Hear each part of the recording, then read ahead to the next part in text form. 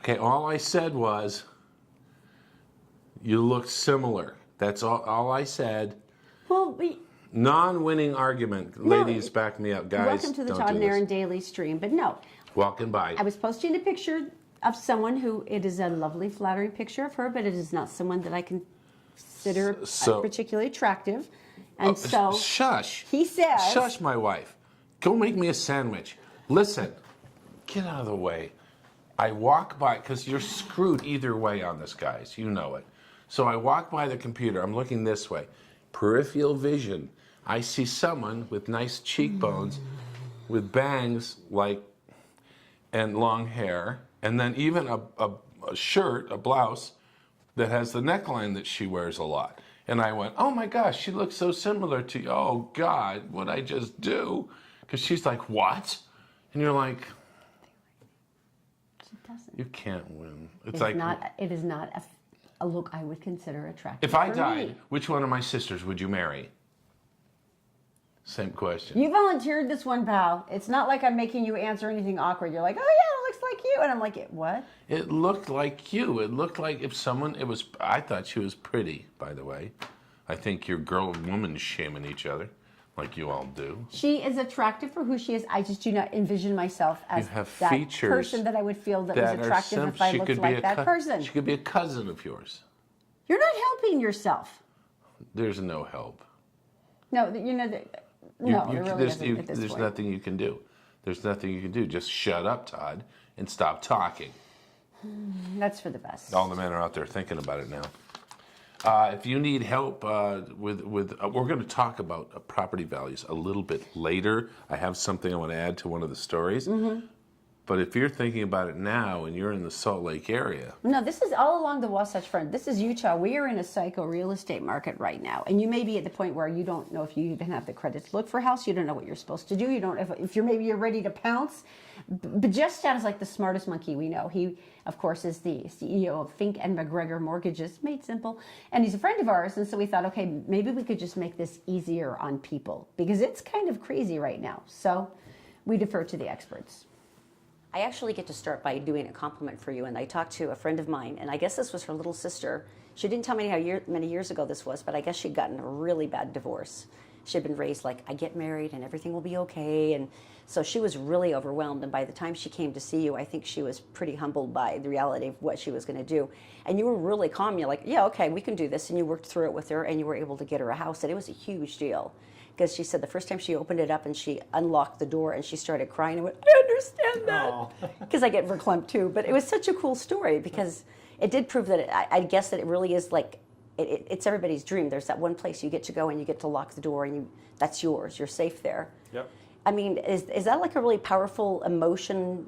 I mean, like a big motivator for people when they're buying homes, how important it is? Well, I hope so. I mean, it is for me, and I love to watch that happen. And I have no idea who that person is because it happens so much. You know, I mean, that's a story that I get over and over. And the happier they are about buying a home, the happier I am about helping them get there. But no, I mean, that's why I'm here. That's why our company's here, and that's the great part about this business. I've always felt like the great thing about being in the mortgage business is all of our clients are better off after we've done business with them than they were before they walked in the door. How old were you when you bought your first house? Because obviously you're invested in real estate both emotionally and financially, but when did you get started? Well, I have to say, first of all, I'm a big believer in home ownership. I mean, I think it's the most important investment in anybody's lifetime, almost anybody. But I bought my first house when I was 19. I was... Overachiever. Well, maybe, but I mean, I grew up loving real estate. I mean, when I was a kid, you know, we moved a few times and bought houses, and I always wanted to know how much it was. Oh, that's funny. And you know, and what'd you put down on that, Dad? What was your rate for that? Exactly, yeah, and there were bad rates, you know. So, how many houses have you bought and sold just for yourself? Do you think over the years? 20 maybe. Wow. Quite a few. You were not idle. And so when did you start Fink McGregor? 2002 was when we incorporated, so it was this month, 17 years ago. Wow, that's an accomplishment. Yeah. You have to do some kind of big blowout party for the 20th anniversary, something epic. That's a good idea. Like buying and selling 20 houses and then flipping them. And now we're getting excited. Well, okay. Well, in terms of setting up steps, though, to buy a house, this is really overwhelming for a lot of people. Not even necessarily for like a millennial or someone who's single who is 19 and wants to start out. I'm talking like established married couples who want a place to raise their kids. So, I mean, is there a way to kind of lay it out for people when you have people come in and you know they're not ready, but you say, hey, let's do these things? What do you tell them? Well, people in that situation, the first thing I do is have them come in, because this is not one of the things you want to necessarily handle over the phone. So I encourage people to come in the office so that we can actually sit down, answer all their questions, get them to an understanding of how the process works and where they are in the process. Maybe they're ready to go, maybe they do need a plan, and if that's the case, we lay it out. I tell them how long it'll take. Here's what you have to do, A, B, C, and get them on the way. You know, that's interesting because I've bought houses as a single person. I bought houses with Todd. I don't think I've ever had a mortgage broker invite me to come and sit down and tell me what to do, not ever. I think if I had asked before I was ready to buy, they would have just said, well, I have nothing to do with you then, because I don't need you right now and you don't need me. So I don't think I've ever heard a mortgage broker talk about, well, come and let's get prepared before. Well, if that's what you need to do, that's what we should do. I mean, especially first-time home buyers, I like to answer all their questions because they don't know. I mean, and there's no shame in that. It's like everybody has to learn somewhere, and I'd rather have them learn it from me than their neighbor or their cousin or somebody who doesn't know what they're talking about. Which is usually the case. Everyone gives you advice. A lot of times. All right, so what are the three major things that people should be doing before they even start thinking about looking? Well, the first thing they should do is come see a mortgage person. Because why are you going to look if you don't even know if you can qualify, how much you can qualify, what the payments look like, what the process looks like, and nobody wants to show you their house anyway if you haven't done that. You know, it's funny because you were saying before that you're like, no, don't go on what the bank says that you can buy. Yeah. Why do you say that? Well, because just look back at 2008 when people were buying homes with no money down, with option arm loans, which are a reverse amortization, so that they were paying less than the actual interest each month. So their balance is going up each month, and it lulled people into thinking they could afford more house than they really could. And like someday it'll all take care of itself, because right then real estate values were going up like crazy, and everybody thought, so this is going to be "There's no way great, you can man. lose." Yeah, no problem. But people ended up buying more than they really should, and of course it came back to bite everybody in the end. So you basically are going through, yeah, like this is what you got approved for, but let's go take a look at what you actually are going to spend your money on, how much you can afford, what else do you have to spend your money for, you know, all those different things. There's more things to take into account. And, you know, usually when people do a pre-qualification, the question almost invariably is, how much do I qualify for? And then my question to them is, what kind of payment are you comfortable with? Because those are two different numbers. Mm-hmm. So if I tell you you're qualified for $450,000, great, they run out and look for a home, you know, and then they see what the payments are, and it's like, oh, well, the mortgage calculator said, well, guess what? There's not taxes, there's not property insurance, there might be mortgage insurance, you know, that you're not accounting for. So it's like, that's why we have everybody in here and we go over all that stuff in detail and make sure that we're comfortable. Because you know what? A mortgage, I think, is in a home is the most important thing, but it's not the only thing. You know, you got to pay for cars, you got to pay for kids, you got to pay for food, you got to pay for vacations, you know. I mean, medical care. Hopefully it's not too much stuff, because I'm not a big stuff guy, you know. I'd rather spend money on experiences, but that's No, another I'm story. totally on your side Yeah. with that one too, though. So what's the next step then after that? After you've kind of got an idea, you're comfortable with where you're going to be money-wise, you know what the payments are, what do you do now? Well, if you're ready to start looking and ready to buy, then the next thing you want to do is get a real estate agent. Okay, now here, this part gets tricky again, because I've always gone with like a friend, which I know is not always the best thing. I got lucky on my last couple of times, but this is something where you're actually, this is a thing for you. Well, it's a thing for me. I mean, again, going back to it, it's the biggest investment of your lifetime. So are you going to feel obligated to use your brother-in-law or the guy down the street or somebody from your church, you know, because you feel like you're supposed to? I mean, you want the best person that can possibly represent you here. And that may be your brother-in-law, but it probably isn't, you know, so. What do you have people look for then in a real estate agent? What should they be looking for? Well, first of all, you want a real professional as your real estate agent. So they have to have been in the business long enough to know the ins and outs of it. And they should be smart. They should have courage, because they're going to be in negotiations. And I've seen plenty of agents that were afraid to counteroffer something, you know, because they didn't want to confront the other side. And Didn't want to there's get some of anyone them will say, upset. Yeah. we'll say the appraisal came in low, and they're like, okay, and they just write it up and go. I'm like, oh, good, you know, because I don't, you know, I'm sorry, don't yell at the appraiser. It's just not going to happen that way, you know. So they need to have some courage, and you know, they got to be nice. I mean, I like dealing with nice people. You should like dealing with nice people, and It's an emotional time, no matter They what. should have Yeah. courage, but they should not be a bully to you or to anybody else. You talk about the hero complex with real estate agents. You're like, what do you mean by that exactly? Well, I mean that if you're buying a house, guess what? This is about you, and it's not about the real estate agent. And if you get a real estate agent that makes it all about them, well, you know, I've gone that's through a little fire for you. Yeah, that's a Okay. little too much drama for my taste, and it doesn't really have a place in what you're trying to accomplish. So we've gone through the first steps of number one, coming to you, so they have an idea of what they're actually going to be paying, which, you're right, can always be a surprise. Number two, work through maybe getting a good real estate agent, someone you're comfortable with. What do you do now? Well, I'm going to back up just 1 second. And as far as the agents go, I mean, we know good agents, and so if I've got a client in here and they don't have one, then I will refer them to somebody that I know is good, I know is going to take care of them, I know they're going to be happy with. Now, once we get to that point, then we've done a pre-qualification, we've set them up with a real estate agent. I will communicate with the agent, kind of give them the background, here's the general range we're looking at. Yeah, we can go higher if we need to. Do we need it to be FHA? Is it VA? Is it conventional? How much do they have down? Give them some guidelines so they know what they're looking for and what they're doing out there. And then you just go look for houses. Well, see, this is where it's the single biggest thing, because I remember when we sold our house, we had 5 offers the first day. This market right now is insane, and I get the word that it's softening a little, and you're going to know more about that than I do. But literally, you have to be at the point now, if you walk through a house and you want it, you have to offer like right then. You should always be prepared to offer, and that's why, again, the pre-qualification matters so much. And because, yeah, it can be that way.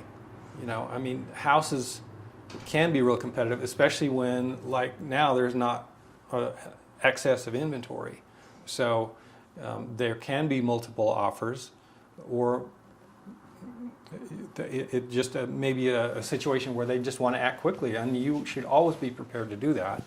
But you're pre-qualified, you've got an agent, I can get a pre-qualification letter within minutes, and usually we do that per the offer, because most agents want the pre-qualification letter to mirror the amount of the offer. Very rather specific. than just some blank, yeah, they're pre-qualified. That's good. It varies by agent, but 90% of them want to do it that way.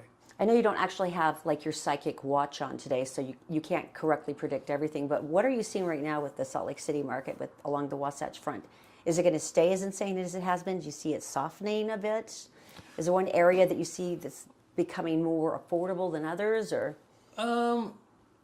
Well, area-wise, it's probably no different than it usually is. You know, the less land there is, the tougher and more competitive it is. So you look at Sugar House and Holiday and East Side locations in general, you know, they're pretty much filled in, and so they tend to be a little more competitive that way. Whereas if you go way west, where there's lots of land and cheap land, and maybe new houses are going in, it's a little bit different. But I don't think it's that different.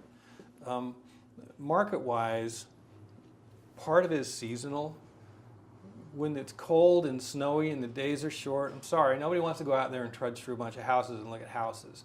And so part of the effect of that is the sellers are probably a little softened up this time of year, A little more during motivated. Christmas and Yeah. the holidays in January, because they're probably, in general, a little bit more nervous about that. And what generally happens is in spring, say around mid-March, and the snow's melting and little crocuses start coming up, and people get spring fever, and that's when I they go could out and plant a start garden. looking. Yeah. And that's when they go start looking, and that's when all of a sudden things start heating up. So part of it is seasonal, and part of it is, of course, business cycles and that sort of thing. Now, we've had a pretty strong market the last several years, but we haven't had, I wouldn't call it insane. The only thing making it kind of insane is that the inventory hasn't been that high. And so it makes it a little more competitive. But this isn't like a scary bubble like we've seen a lot in California. No. This is like realistic. None of it shocks you, and you're not anticipating a huge drop or anything scary then. No, and the fact that we're having this conversation tells me it's not a bubble. Because you know what the sign of a bubble is? Everybody thinks you can't lose. That's a sign of a bubble. And so if there's caution out there, you're not in a bubble. What is the single biggest mistake you've seen people make when they want to buy a house, where you cringe when you hear about it? The biggest mistake is wanting to buy too much house. It's you get out there and it's an emotional decision. And you see something and you fall in love with it, and we buy based on emotion. Yeah. But here's me with my numbers, and so I would like to share your emotion, and it's not. I don't get into that too much because I have my own place, and my place is to make it happen for what you want to happen. And people do ask me, how much am I spending too much? I'm happy to weigh in on that. But at the end of the day, my answer is always the same. What payment are you comfortable with? And if you're not comfortable with the payment, well, maybe a little stretch is okay. But if you're out there just maxing it out because you fall in love with something that's going to cripple the rest of your finances, well, that's your decision to make. But a lot of times it turns around and bites people. And you will gently try to steer them separately. Yeah. You do something interesting that I wanted to end with, that it's like a little quick 4-minute quiz. And so if I'm feeling lazy, or maybe I'm in my underwear and I don't want to actually have to drive down and talk to you yet, this is something that at least kind of gets people started on what they might be able to afford, or give a different idea of what exactly you want. And do you still do it, the 4-minute mortgage quiz? Well, That's what I remember it being called when I played with it a couple of months ago. I'm not sure that's what you mean still the use. online application? Yeah, Yeah, 4minutemortgage.com. Really, that simple. And so it's not painful and lengthy, and No. you go on. It gives you you can an do it idea. in 4 minutes, but if you're thinking about everything, it's going to ask, your name, address, social, date of birth, last 2 years addresses, last 2 years employment history, and then some yes/no questions, and how much you got in the bank. That's pretty much it. And there's your snapshot. So yeah, there it is, and this is an idea I had several years ago before an unnamed famous company got into that business and started promoting a super quick online mortgage. We had that first, actually. See, I appreciate your efforts on behalf of lazy people like me who really don't want to go to a lot of effort initially. So thank you for that. Well, everybody's different, and so we just try and accommodate whatever. But quick and easy is good. I'm all about that. All right. Thank you so much. By the way, how can people get a hold of you if they have more questions? Like, you've laid out the first 3 or 4 things to do. So obviously the first would be to call you. Where do they call you? Well, we're here at Fink McGregor, 801-264-9494. Or fink-mcgregor.com. Yep. I know that part. Yep. Okay, cool. Thank you, Jeff. That was fun. Yeah, thank you. The Todd and Erin Daily Stream is brought to you by PC Laptops, with desktops and laptops starting as low as $7.99 with a lifetime parts and service warranty. They fix phones too. Go to PCLaptops.com. This is horrifying. This is actually horrifying. We had barely told you about some of the more dangerous apps the police have been releasing. As these apps are serious. If your kids get on them, they're adult-based. Some of them are porn-based. Some of them, people can find your children if they're on them. And now something even worse has happened that targets children, and I'm beginning to wonder if this ever stops. Now, we've all heard of the MoMo challenge before, and it usually starts... No, we haven't. The MoMo challenge has actually started with ridiculous, stupid things like eating the Tide Pods and stupid things like that. All right. These things have escalated to where there's elements of self-harm. And now the latest, and you will recognize it because of this creepy, horrible face. This is the first thing. This one's terrifying. This one is teaching children how to commit suicide. So let me repeat that calmly. The person in the video instructs children on ways they can commit suicide. One of the ways that parents have found this is because it has managed to splice into YouTube Kids, and it's also spliced in as a commercial break on shows as innocent as Peppa Pig and some of the other children's shows. Oh my gosh. Because in many of these, the way they run ads now is they splice it in, insert it into the middle of the show, so the kid continues to watch the rest of the show or the game or whatever after this element is finished. There's children here in Utah who have accidentally watched it. The parents thought that they were on YouTube watching something simple on their iPad or whatever. My Zoe does the same thing, and this video has come up, and it has so terrified the children that it's required a huge amount of therapy and in a couple of cases hospitalization for intense anxiety.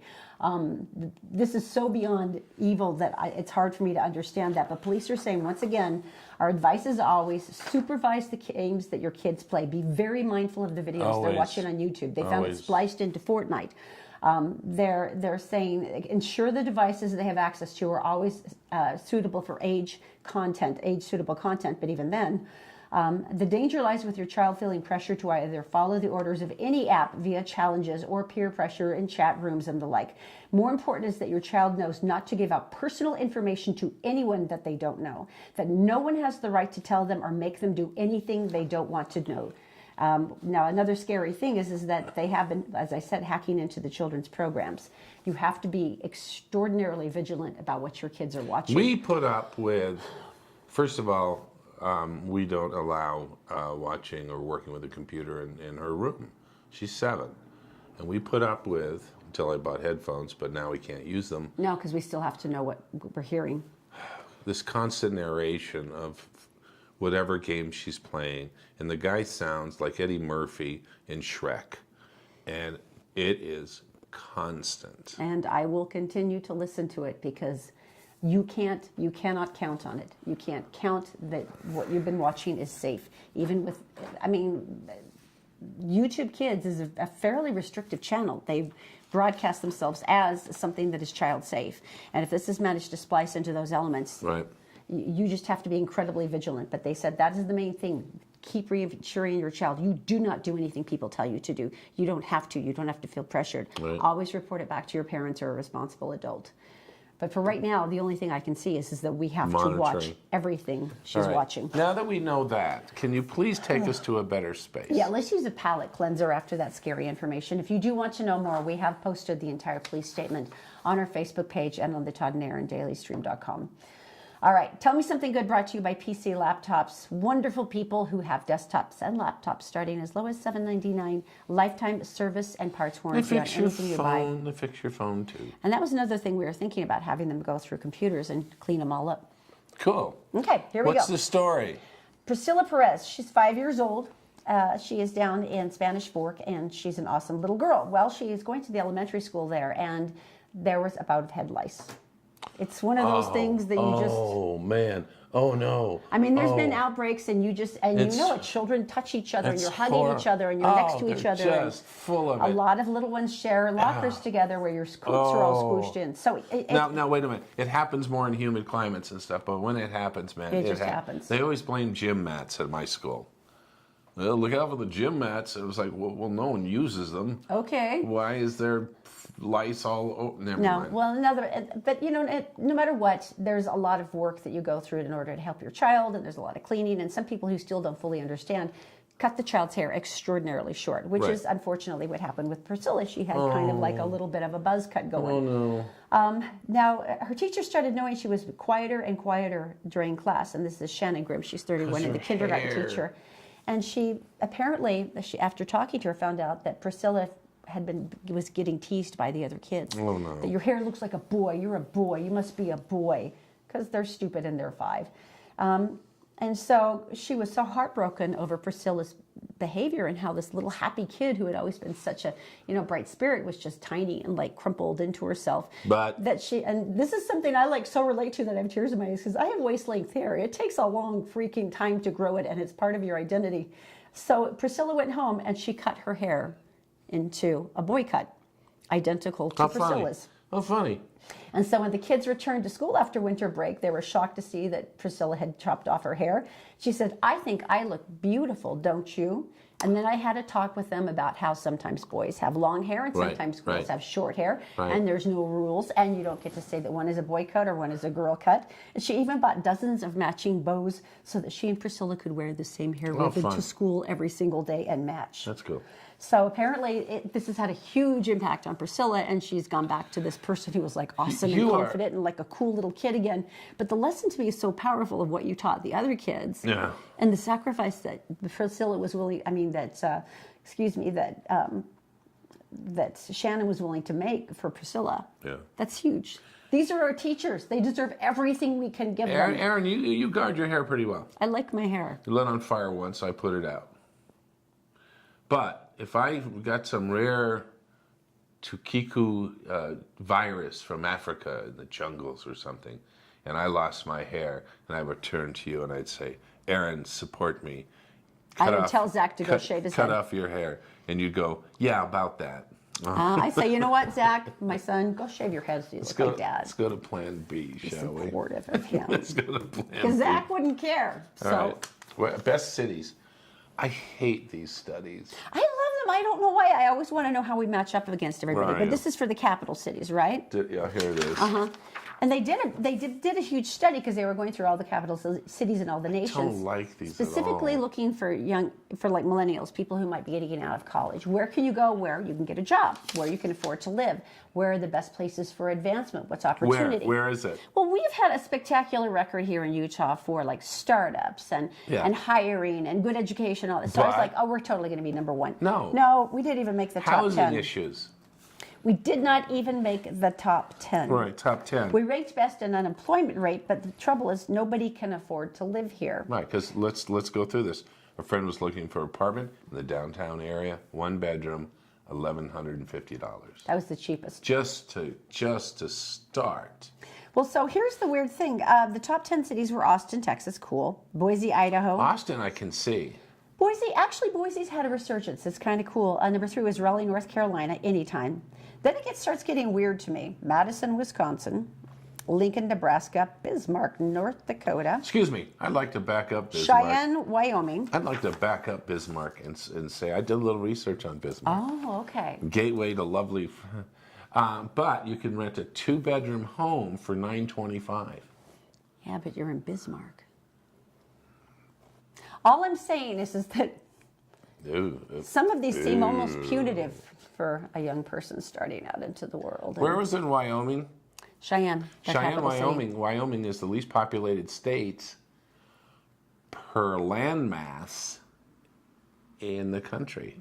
Yes, Not it is. Alaska, because Alaska is like, people eat each other there. What? They do. We love Alaska. We want We to do. live in Alaska. Why would you be Right. dissing Alaska? Because they eat each other when they get really hungry. No, honey, it's not like the Donner Party. It's Alaska. It has like You evidently haven't been modern that hungry. conveniences. So anyway, I think we might have gotten wildly off course here. it's our job. It's what we do. Apparently so. So we're good at that. So these are some of the places we should move to. They say that these are the top 10. If you're, you want to be making a statement and starting out and succeeding. And Yeah, you want to make a statement? Do what these people did. Tell me.